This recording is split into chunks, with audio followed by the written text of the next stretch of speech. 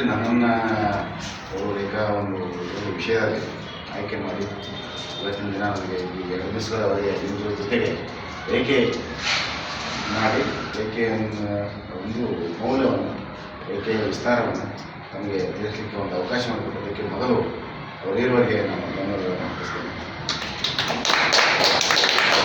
ಈಗ ನಿಮ್ಮಲ್ಲಿ ಒಂದು ವಿಜ್ಞಾಪನೆ ಅಂದರೆ ವಿನಂತಿ, ಯಾಕಂದರೆ ವಿದ್ಯಾರ್ಥಿಗಳ ಹೇಗಿಬಿಟ್ರೆ ನೀವು ಆ್ಯಸ್ ಎ ಫ್ರೆಂಡ್ಸ್, ಯಾಕಂತಂದರೆ ಇವತ್ತು ನೀವು ನಮ್ಮ ಶಾಲೆಯಲ್ಲೂ ಕೂಡ ವಿದ್ಯಾರ್ಥಿಗಳಿದ್ದಾರೆ, ನೀವು ಇದ್ದೀರಾ.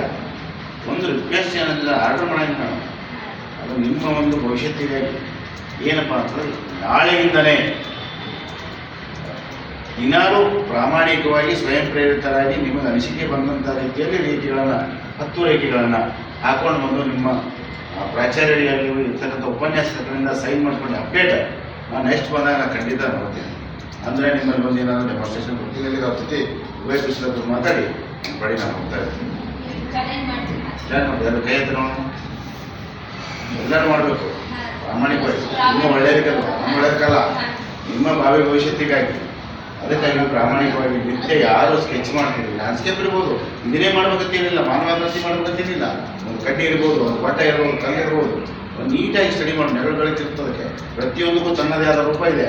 ಆ ರೂಪವನ್ನು ನೀವು ನಿಮ್ಮದೇ ಆದ ದೃಷ್ಟಿಯಲ್ಲಿ ಕಂಡಂತೆ ಚಿತ್ರಿಸುವುದು ಚಿತ್ರಕಲೆ ಆಗ್ತದೆ. ಅದನ್ನು ನೀವು ರೂಢಿಸ್ಕೊಂಡು ಹೋದ್ರಂದ್ರೆ ಯಾವುದೇ ವಿಷಯದಲ್ಲೂ ಕೂಡ ನಾವು ಹಿಂಬಿಡಲ್ಲ.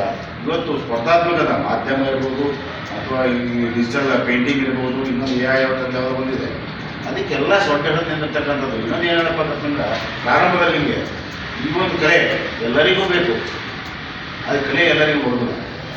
ಆದರೆ ಇವತ್ತು ನಿಮ್ಮನ್ನು ಆಯ್ಕೆ ಮಾಡ್ಕೊಂಡಿದ್ದೆ, ನಾವೇ ಪುಣ್ಯವಂತರು.